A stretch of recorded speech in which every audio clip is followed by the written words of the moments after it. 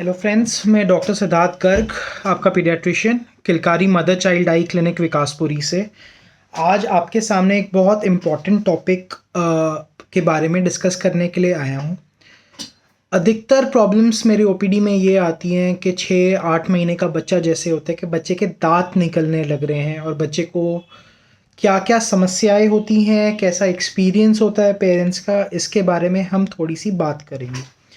देखिए, दांत निकलने का जो प्रोसेस होता है यूजुअली 6 से 8 महीने के बीच में बच्चों के दांत निकलने शुरू हो जाते हैं। यूजुअली ये सेंट्रल इंसाइजर्स मतलब बीच के दो दांत नीचे के पहले निकलते हैं 90% ऑफ द केसेस में। हालांकि 10% ऑफ द केसेस में ऊपर के दांत निकलते हैं पहले। तो ये जो पीरियड होता है बच्चे के लिए बहुत प्लेजेंट एक्सपीरियंस होता है पेरेंट्स का। ये देखते हैं कि यूजुअली आप बच्चे को कुछ खिलाने हैं और आपने नोटिस किया है कि बच्चे के छोटे से दांत आते हैं। आप बड़े एक्साइटेड होते हैं, अपने घर वालों को दिखाते हैं कि हाँ भाई बच्चे के दांत निकल रहे हैं। पर काफ़ी पेरेंट्स को इस टाइम पे काफ़ी कंप्लेंट्स होती हैं कि बच्चे को फीवर, लूज मोशंस, बच्चा इरिटेबल होना।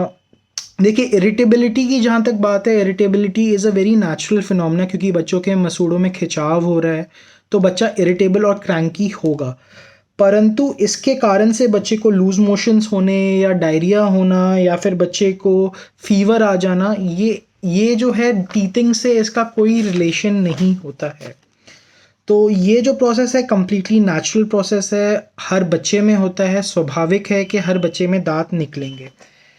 तो इस पीरियड पे अगर हम बात करें कि बच्चों के, काफ़ी एल्डर्स बोलते हैं कि बच्चों के लूज़ मोशंस आ रहे हैं, ये काफ़ी कॉमन है। तो please trust me on the fact कि लूज़ मोशंस की जो प्रॉब्लम है ये आपकी दांत निकलने की वजह से नहीं होती है। यूजुअली इस टाइम पे बच्चा इरिटेबल होता है, हर चीज़ को अपने मुंह में डालने की कोशिश करता है, चाहे वो खिलौना हो या ज़मीन पे बच्चे क्रॉल भी करने लग जाते हैं। तो पॉसिबिलिटी यही है कि कोई इन्फेक्शन किसी चीज़ पे, ज़मीन पे लग के वो बच्चे को मुंह में डलने की वजह से बच्चे को लूज मोशंस आ रहे हैं।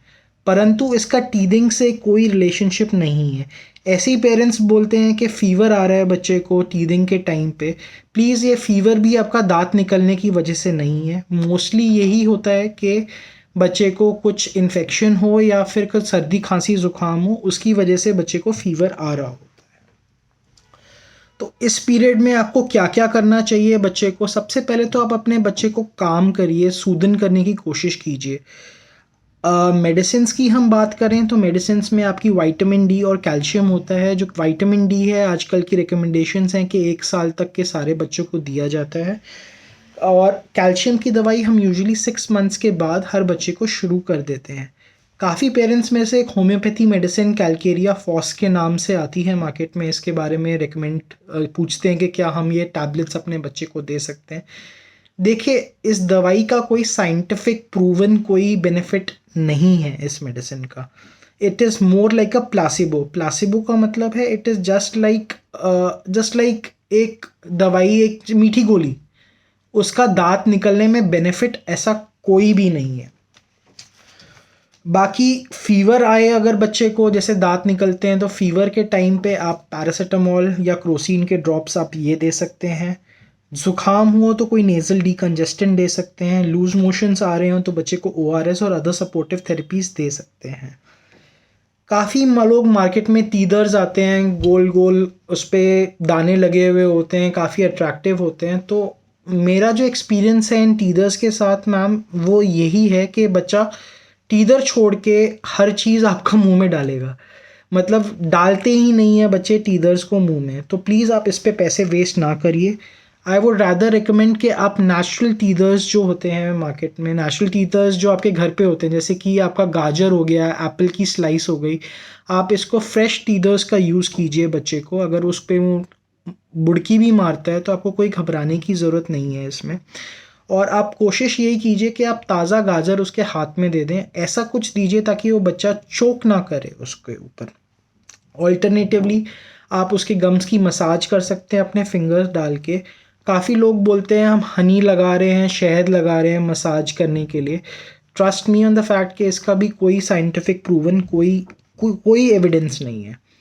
तो रही बात ये दांतों की, तो ये नेचुरल प्रोसेस है। प्लीज़, ये हर बच्चे को होता है। 6 महीने से शुरू होता है और 2 साल तक एक्सपेक्टेशंस यही होती हैं कि हर बच्चे के दांत पूरी तरीके से निकल जाए। तो आशा करता हूँ मेरा इस वीडियो से आपको जागरूक करने के लिए ये प्रयास काफ़ी कामयाब रहा होगा। और प्लीज़ इसमें घबराने की कोई बात नहीं होती है। हर बच्चे के दांत निकलते हैं, बट लूज मोशंस होना, फीवर होना, ये दांतों की वजह से नहीं होता है किसी भी बच्चे को। Thank you so much.